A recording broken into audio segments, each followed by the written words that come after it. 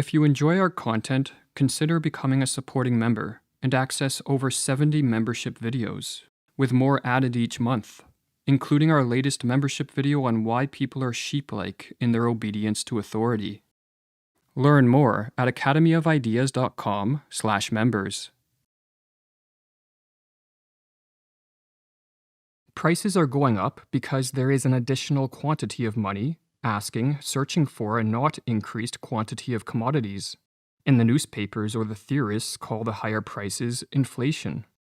But the inflation is not the higher prices. The inflation is the new money pumped into the market. It is this new money that then inflates the prices. Central banks have spent decades flooding the global economy with newly created money. We are told this policy, or what is called a monetary inflation, is needed to stimulate economic growth and to keep unemployment low. But like so many of the justifications that politicians and bureaucrats offer for their actions, this one is a lie. For as we will explore in this video, a rapid expansion of the money supply is economically destructive. It impoverishes the poor and middle class, exacerbates wealth inequality, permits a dangerous growth in state power, and sets an economy up for a crash. The real reason those in government favor the policy of a monetary inflation is because it is an effective means to transfer wealth from the citizens to the state. Monetary inflation breeds not only poverty and chaos, but also government tyranny. Few policies are more calculated to destroy the existing basis of a free society than the debauching of its currency. And few tools, if any, are more important to the champion of freedom than a sound monetary system. Money is a medium of exchange. Money is not wealth. Money can be used as a measure of wealth, but paper currencies and digits added to bank accounts are not a form of wealth. Rather, real wealth consists of the goods and services produced in an economy, which can be put to use to better our lives. A central bank can double the supply of money overnight, but this action would not make an economy wealthier. There would still be the same amount of food, houses, cars, planes, steel, lumber, oil, and all the other things that make up the real wealth of a modern economy. The wealth produced in an economic system and the total monetary value of that wealth are separate and distinct phenomena, explains the economist George Reisman. The one can increase without the other.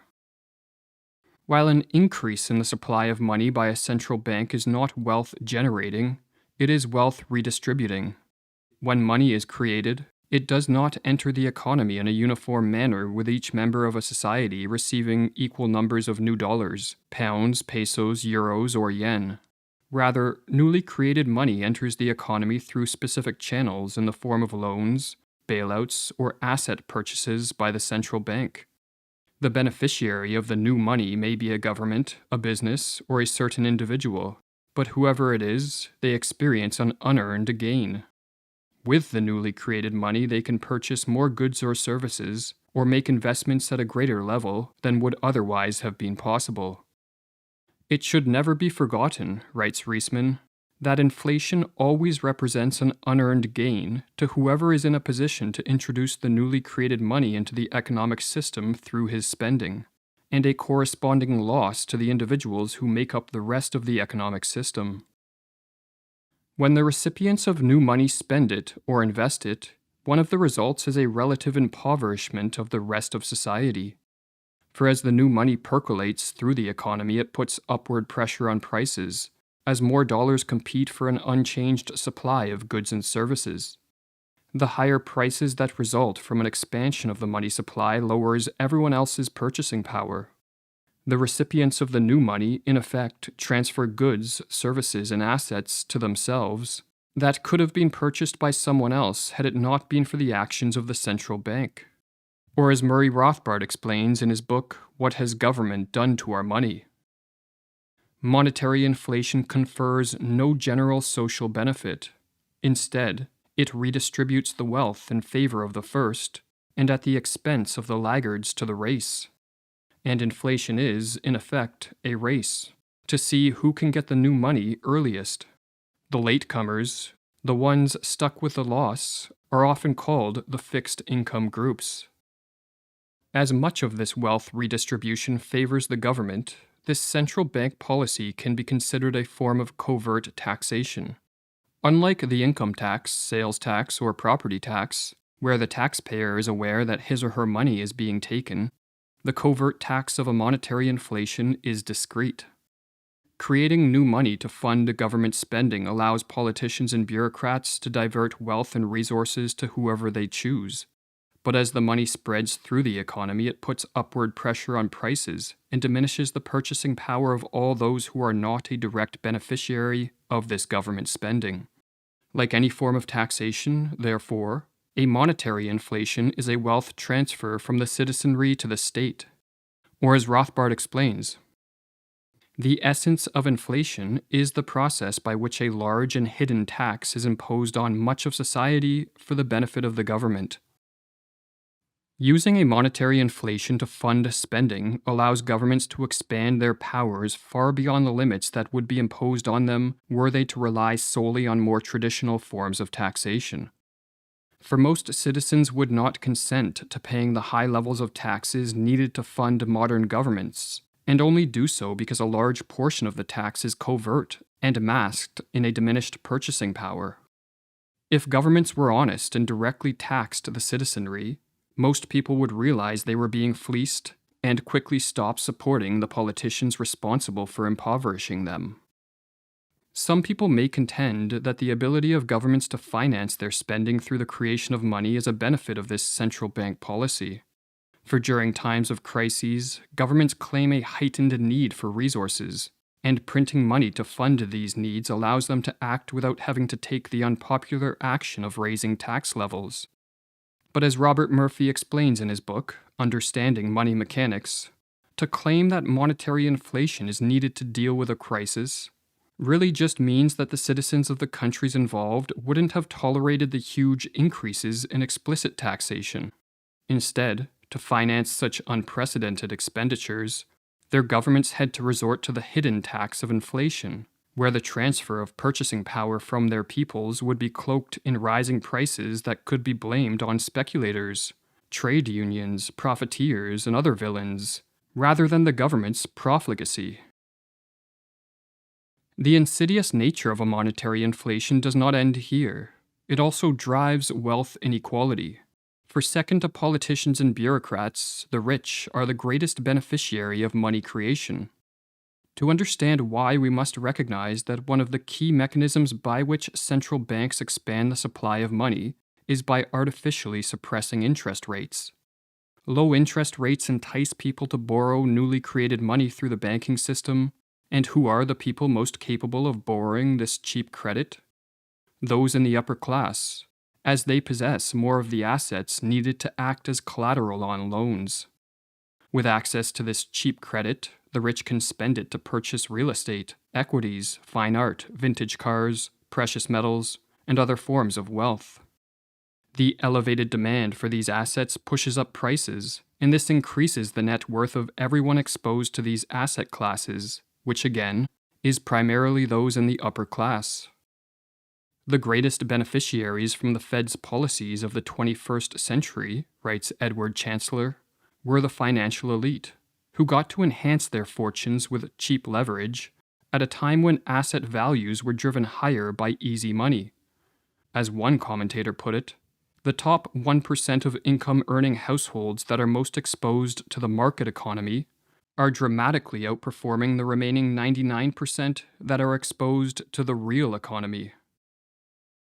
In addition to allowing politicians, bureaucrats, and the upper class to leech wealth from the rest of us, there is a further reason why a monetary inflation is economically destructive. The low interest rates that drive this policy act as false signals, enticing individuals to overconsume and businesses to overexpand to a degree not warranted by the long-term fundamentals of the economy. Easy money, explains the economist Henry Hazlitt, creates economic distortions, encourages increased borrowing. It tends to encourage highly speculative ventures that cannot continue except under the artificial conditions of low interest rates that have given birth to them. On the supply side, the artificial reduction of interest rates discourages normal thrift, saving, and investment. It reduces the accumulation of capital. A commonly used analogy is to compare the flooding of an economy with easy money to a drug addiction. When an addict is using a drug, he is in euphoria. But when the drug is taken away, his body and mind crash. For a booming economy, the drug is the easy money fueled by the low interest rates. But when interest rates rise and the easy money stops flowing through the arteries of the economy, a crash ensues. But the analogy can be taken further. The crash for a drug addict is necessary to return an individual to a state of sobriety and health. And so too is the economic crash needed to return an economy to health. The crash clears all the economic deadwood, or malinvestment, out of the system and transfers capital away from inefficient uses and away from unsustainable entrepreneurial endeavors, or as Rothbard explains. The depression phase is actually the recovery phase. Most people would be happy to keep the boom period, where the inflationary gains are visible and the losses hidden and obscure. The stages that people complain about are the crisis and depression, but the latter periods, it should be clear, do not cause the trouble. The trouble occurs during the boom, when malinvestments and distortions take place. The crisis-depression phase is the curative period. Central banks have been flooding the economic system with easy money for decades. This has been a boon for the growth of the state. It has enriched the upper class, and it has created bubbles in the price of assets such as equities and real estate. But in the process, it has impoverished the middle class and the poor, and we are now facing the menace of an accelerated rise in consumer prices. Central banks are trying to tame this increase in price levels by raising interest rates and tightening credit conditions. But with so much debt in our system, at an individual, corporate, and governmental level, a rise in interest rates threatens to collapse the house of cards upon which so much of the economy is built. Removing the drug of easy money, in other words, is setting us up for a crash. Will central banks keep fighting the rise in consumer prices with higher interest rates and allow a curative crash to unfold? Or will they follow the pattern of the past several decades and at the first sign of a serious collapse in equity or real estate prices, cut interest rates once again? If they choose the latter, they will be flirting with fire. For as Ludwig von Mises explains, if once public opinion is convinced that the increase in the quantity of money will continue and never come to an end, and that consequently the price of all commodities and services will not cease to rise, everybody becomes eager to buy as much as possible and to restrict his cash holding to a minimum size. Everybody is anxious to swap his money against real goods, no matter whether he needs them or not, no matter how much money he has to pay for them. Within a very short time, the things which were used as money are no longer used as money. They become scrap paper. Nobody wants to give away anything against them. Sign up now and get instant access to all our premium content. Learn more at academyofideas.com/members.